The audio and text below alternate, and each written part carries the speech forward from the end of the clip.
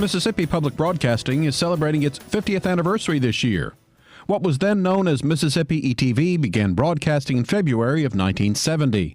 The radio service, then known as Public Radio in Mississippi, or PRM, began broadcasting in the mid-1980s.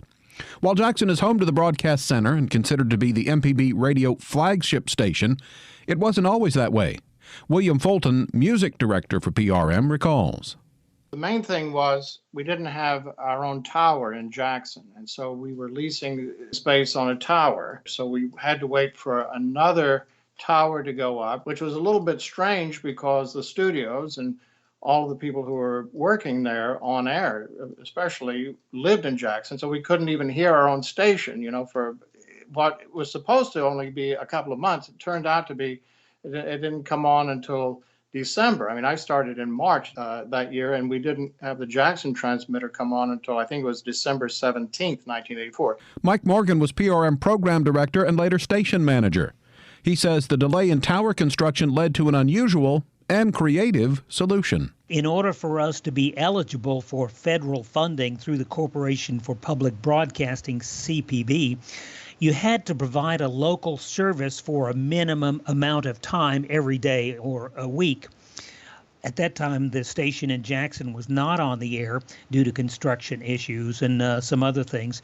So it was decided that in order for us to get the number of local broadcasting hours, we would go down to Bude and actually have a radio station right adjacent to the Bude transmitter. That was for several reasons. It was fairly convenient to Jackson, and it was also relatively easy for the engineers to tap into the transmitter, run a cable, and then park a trailer there. So we have a mobile home that was there that served as our studios. It was outfitted with the necessary equipment. So we broadcast locally to the area serviced by WMAU out of Bude. And that would include, of course, Macomb, Brookhaven, and Natchez. Mike Morgan says broadcasting from Bude was a bare-bones operation. And there were two of us down there all week for the 5 days. One of us would be the music announcer, and the other would be the news person. We would go out and record stories, bring them back into the station. We had a small suite for editing. And when I say station, again, it's a mobile home. And we would air those during a newscast that we did at noon. So we did that for a number of months with two of us going down there 5 days a week. We did it well enough to be eligible to get funding for the Corporation for Public Broadcasting so that we could have a few more funds to pour into the station and also get some eligibility as far as some other programs. And we were broadcasting to the other stations out of Jackson at that time and would just go local with the Bude transmitter. William Fulton says there was a silver lining to broadcasting from Bude.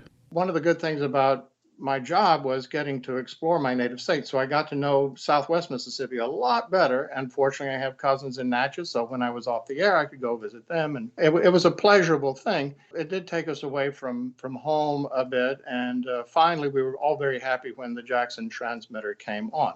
The entire network was in place and broadcasting from Jackson beginning in December of 1984. Mike Morgan says creating a network of stations filled a need. Well, Mississippi was one of the last in the country that didn't have service, in most of the state. If you were around, say, Memphis, you could get the Memphis station.